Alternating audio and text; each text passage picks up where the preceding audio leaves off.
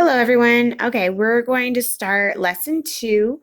I'm going to keep it simple in this video before we get more complicated, so that way we can start understanding what trigonometry is. So for short, we say trig, and so we're going to learn some trig ratios.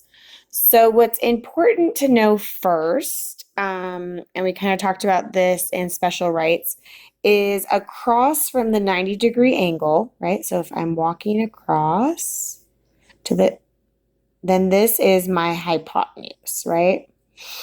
Okay, so this is important when we start setting up ratios, is knowing where the hypotenuse is, okay? So it's always across from the 90-degree angle. Okay, so then when we do trig ratios, it depends on which angle you're talking about. And for the sake of just making it easy, we're just going to call this one angle X and this one angle Y. And we're not talking about the 90-degree angle because for trig ratios, we must have a 90-degree angle, but we're never going to use it when we're talking about the other angles, okay? So this is also to find sides. So remember when we were doing special rights, we were trying to find side lengths. Trig ratios also find side lengths, but these are for other right triangles that are not special. So any other right triangle that is not a 45, 45, 90 or a 30, 60, 90, then we can use these rules. So let's say that I am standing at angle X, right? So here's my little person and I am actually like on X. So I'm inside this angle right here. Okay, so pretend I'm inside there.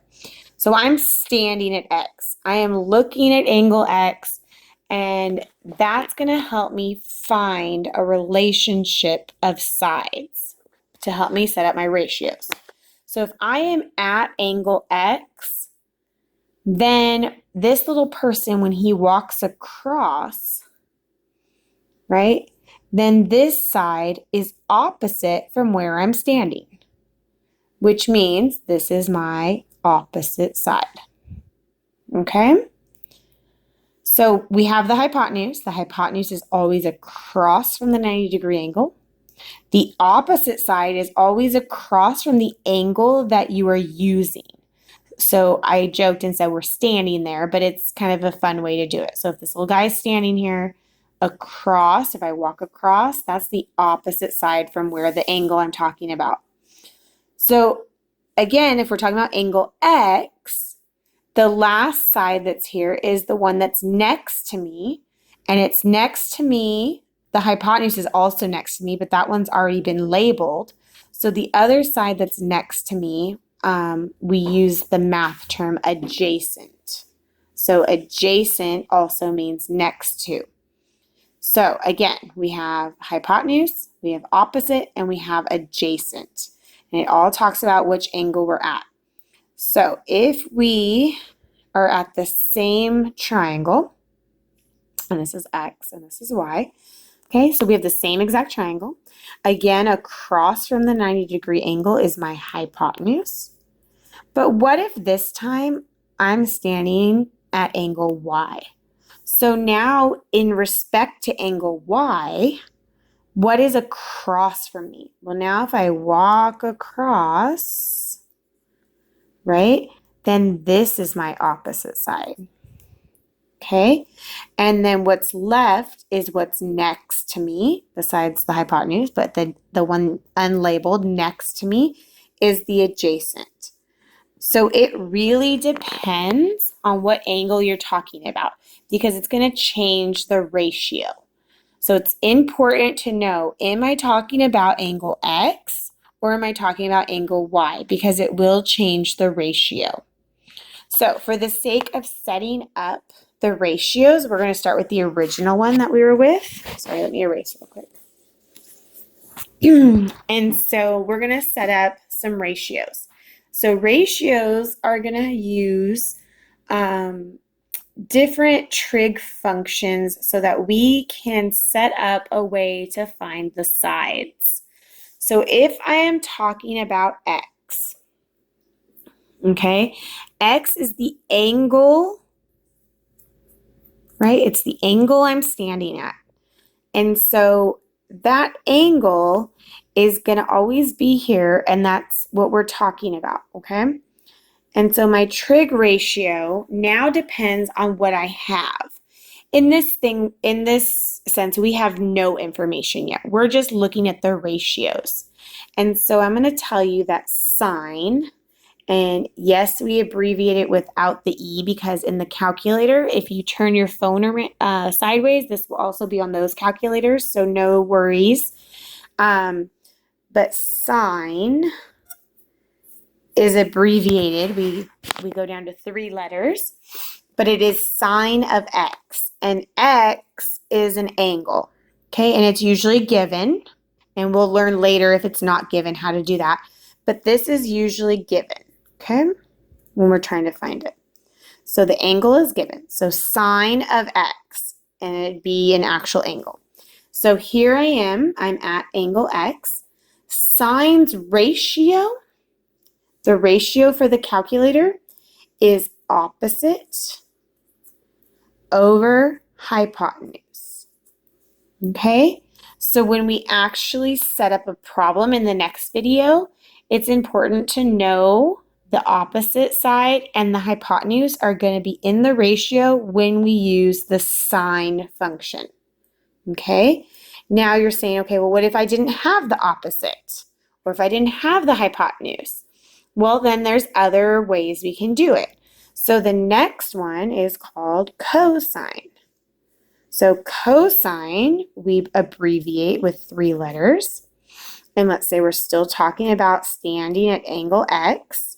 And angle x, we know angle x is going to be given, which I'll give some problems in the next video. But cosine of x now has a ratio of adjacent over the hypotenuse. Okay? So sine had opposite over hypotenuse, and cosine has adjacent over hypotenuse. And then our last one that we're going to learn about is called tangent.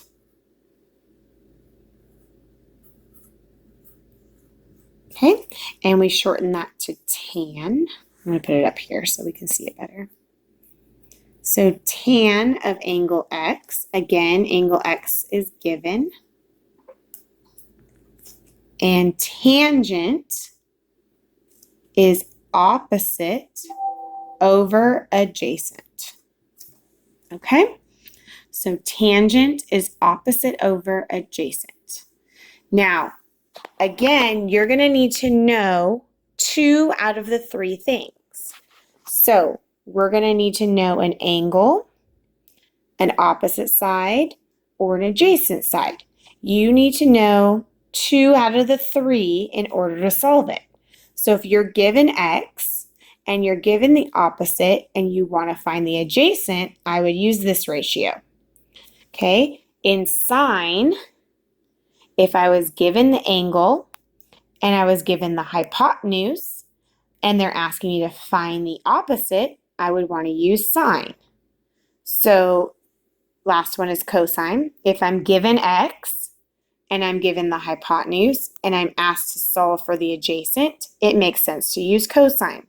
So the question you ask yourself in every problem is, what do I have? What's given? And what am I trying to find? And out of those 3 things, you're going to find out what ratio should I use.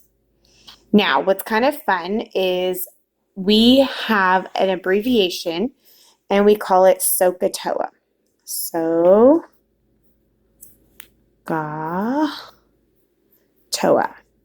Okay, so Sohcahtoa, this way, is just telling me the ratios. So I underline these, and this is my sine, my cosine, and my tangent. And then it goes in order, numerator, denominator. So for the sine function, I'm going to do the numerator as the opposite side and the denominator as the hypotenuse. For cosine, I'm going to do the numerator as adjacent side and the denominator as the hypotenuse. And then if I'm using tangent, I'm going to do the numerator as the opposite side and the denominator as the adjacent. So Sohcahtoa just helps me remember the ratios.